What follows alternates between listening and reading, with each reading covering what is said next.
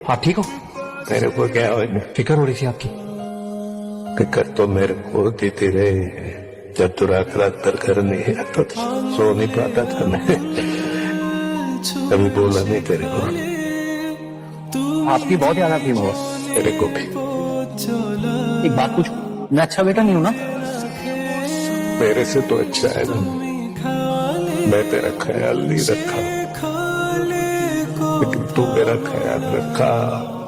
বাবা তুমি আমার যত খুশির কারণ। এটাই লজিক, এটাই লজিক।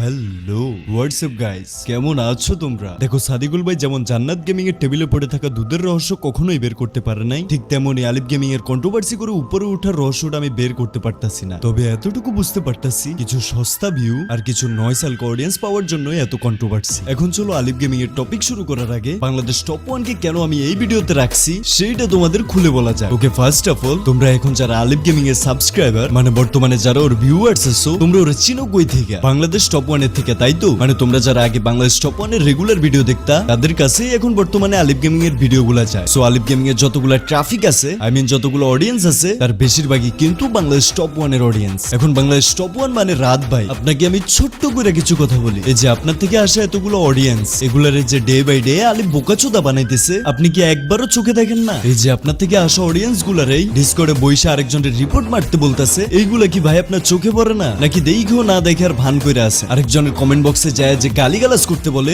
এটি কি আপনার কখনো চোখে পড়ে নাই? আপনার থেকে আসা ট্রাফিক বা অডিয়েন্স গুলারে এই যে এতভাবে ম্যানিপুলেট করা হইতেছে, এগুলার দায়ভারটা কে নিবে? ওর নামে যে স্ক্যাম রিপোর্ট আসে, 2 দিন পর পর যে কন্ট্রোভার্সি করে, যার তার পুটকিতে আঙ্গুল দিয়ে বসে থাকে, এগুলার দায়ভার কি দিন শেষে আপনি নিতেছেন? আপনার এই চেলাডারে হয়তো আপনি ঠিক করেন, আর নয়তো আমার হাতে তুইলা দেন। আমি ভাই ওরে আমার ছেলের মতোই দেখভাল করবো। ওকে, অনেক জ্ঞান দিয়া ফেলছি, এইবার চলো আমার না হওয়া ছেলেটারে ঠাপানো যাক। যেহেতু আমার কথা বলো, বাদ হ্যাঁ, দাও, হ্যাঁ। পাস চলে গেছে, এখনের কথা বলো, এখন তুমি সরি বলো। আমার প্রমোশনের জন্য, ঠিক আছে, যারা যারা স্ক্যামের শিকার হয়েছে, আর এটার জন্য অবশ্যই আমি সরি।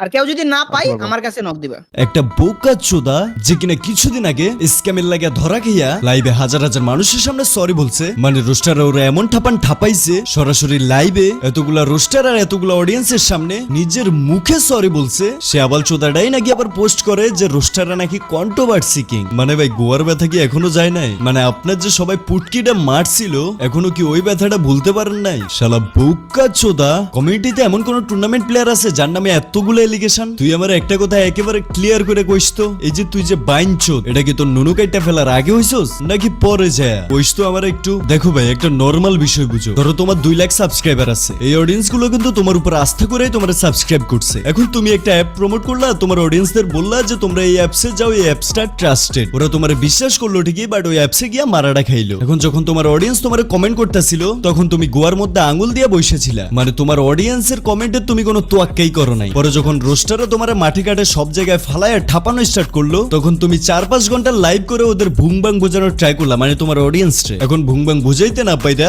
শেষে একটা লাইভের মধ্যে সবকিছু ধরাও পড়লো, আর তুমি ওপেনলি সবার সামনে মাপ চাইলা। এখন তোমার উচিত কি? তোমার যে অডিয়েন্স আছে তাদের একটা ভিডিওর মধ্যে জানায় দেয়া যে আমি যে অ্যাপটা প্রমোট করছি সেটা স্ক্যাম করতেছে। সো এর জন্য আমি তোমাদের কাছে বিনীতভাবে দুঃখিত। এখানে ভিডিও বানাই দেওয়ার মেইন রিজনটা হচ্ছে ওই লাইভে তো তোমার সব অডিয়েন্স ছিল না, তাই তো? সো যারা ছিল না তারা তো জানেই না যে তুমি কট খেয়ে সবার কাছে সরিও বলছো। ওরা তো এখন ওই অ্যাপটারে ট্রাস্ট করবো আর মারাটা খাইবো। সো তোমার অবশ্যই দায়িত্ব তোমার অডিয়েন্সরে যে কোনো ওয়েতে এই বিষয়টা জানিয়ে দেয়া। ওকে, মানলাম তুমি ভিডিও বানাইবে না, মানে তুমি চোর হইলেও আত্মসম্মান তোমার পুটকির মধ্যে ভরা, তো একটা পোস্ট তো অন্তত করতে পারতা, তাই না? বাট তুমি তা করলা না। এটার সোজা সাপটা একটা মিনিং আছে, ওটা কি জানো? এটার অ্যাকচুয়াল মিনিং হচ্ছে যে তোমরা মারা খেলে খাওগা, তাতে আমার বাল ছেড়া গেল। দেন ওই জিনিসটা শেষ করতে না করতেই এখন খান কিরপোলা আইছে নতুন করে কন্ট্রোভার্সি চোদাইতে। শালা কত বড় মাদার চোদ তুই, আমিও দেখা নিমুনে। এই মাদার চোদ ওর সেকেন্ড চ্যানেলে উঠানোর লাইগা ওইখানেও একটা কন্ট্রোভার্সিয়াল টপিকে ভিডিও আপলোড করছে। আমি তোমাদের ছোট্ট করে কিছু ক্লিপ দেখাই। তো চলো গাইস, আমরা এত ভালো খেলতেছে ভাই, তারপর ওমেন 50 ছাপড়ি 50 গিল্ডের প্লেয়ার, তো চলো কোনো ঝামেলা তো থাকতেই পারে গাইস। তো চলো একটা কাজ করে আমরা প্রথম আইডিটা আমরা দেখি, আসলে আইডিটা কি ঠিক আছে নাকি, মানে নাকি চান্দা দেখে গেছে। তো আইডিটা গাইস তোমরা একটু দেখো, আইডি হচ্ছে 278011 278011, ঠিক আছে? 278011, তারপর হচ্ছে 278011 2183 2183 2183। 30 দিন আগে অনলাইন ছিল কি রে ভাই? কি লেখা founder of alien 50 TikTok x হবে, কোনো গিল্ডেও নাই, 30 দিন সব জায়গায় ব্রোঞ্জ দেখতে। চলো আমরা এটা কপি করি। এটা কি ব্যান গেছে কিনা গাইস, আমরা একটু গেরিনা সাপোর্ট বক্সে দেখি। এফএফ এই তো, চলো আমরা এখানে এটা বসাই। হাই হাই আইডি দেখে গাইস চান্দু দেশে চলে গেছে ভাই।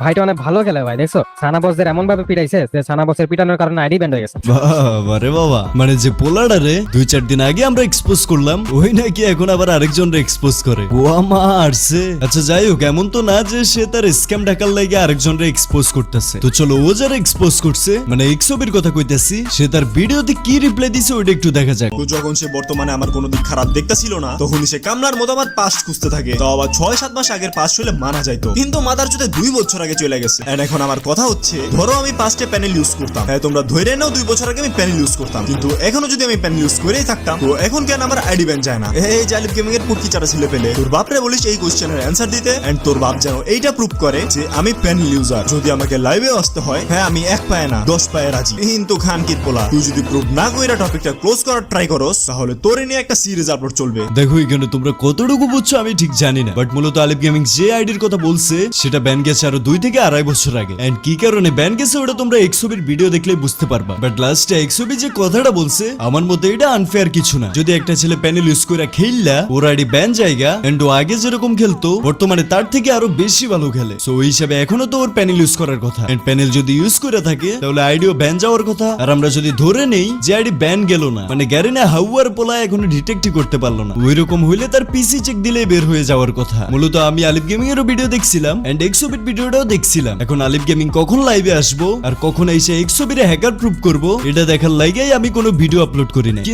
কিন্তু আলিফ গেমিং প্রুফ করা তো দূরে থাক, ওই টপিকে আর কোনো কথাবার্তা না বইলা, মানে ওই যখন বুঝে গেছে যে এক্সোবির সাথে কন্ট্রোভার্সি করে ওই পারবো না, কজবি স্বেচ্ছায় তার পিসি চেক দেওয়ার কথা বলতেছে, তখন ওই কি করলো, তার কমিউনিটি ট্যাবে পোস্টে রোস্টারদের খোঁচা দিয়ে একটা পোস্ট করে দিল। পোস্টে কোনো ভ্যালিড আনসার না দিয়া ওইখানে বললো রোস্টাররা নাকি কন্ট্রোভার্সি কিং। আরে খান গির পোলা, এক্সোবির নিয়ে তুই ভিডিও বানাইলি, তোর নিয়ে বানাইলি এক্সোবি, এখানে তুই রোস্টারদের কেন টান দিলি? আমি বুঝি না তোরে কোন বোকাই চুইতে বোকা চোদা বানাইছে, যে কোনো কন্ট্রোভার্সিতে খানকির পোলা ওর হাত ঢুকাইবই শালা বস্তি চোদা। দেখো আমার যতটুকু মনে হয় আলিফ খানকির পোলাডায় এক্সোবিরে আর কোনো রিপ্লাই দিব না, কজ জানে যে ওই এখানে কট খেয়ে গেছে। এখন দেখো বাকিটা আমি তোমাদের হাতে দিলাম, তোমরা ওরে কেমনে চুইতে লাইভে আনবে এটা তোমাদের ব্যাপার। ওই যে একটা হিজলা, এটা তোমরাই ওরে আবারও মনে করায় দাও। ওই যে ওর বাপেদের সাথে লাগতে আয়, ওর কমেন্ট বক্স দেখলেই যেন এটা বুঝা যায়। আর আবাল গেমিং তোরে আমি কইতাছি, যদি তুই এক বাপের পোলা হইয়া থাকোস তো আয় লাইভে আইয়া পিসি চেক দিয়া প্রুভ কর যে এক্সোবি হ্যাকার আর রোস্টাররা, মানে তোর বাপের রাজ্যে কন্ট্রোভার্সি কিং, এটা আইসা প্রুভ কর। শালা বস্তি কোনানকা, 2 দিন সময় দিলাম তোরে, 2 দিনের মধ্যেই যাতে এই 2টা বিষয় ক্লিয়ার হয়ে যায়। যদি ক্লিয়ার করতে না পারছস তো 2 দিন পর থেকে আমি তোর অফিসিয়াল আব্বা কইয়া ডাকিস না আমারে, ঈদে সালামিও দিমু। গাইজ আজকের ভিডিও এই পর্যন্তই। যদি ভিডিওটা ভালো লেগে থাকে তাহলে অবশ্যই লাইক করে দিবা, আর এইসব আবালদের ঠাপানো দেখতে চাইলে চ্যানেলটা সাবস্ক্রাইব করে দিবা। নতুন কোনো ভিডিওতে দেখা হচ্ছে, সে পর্যন্ত সবাইকে জানাই আল্লাহ।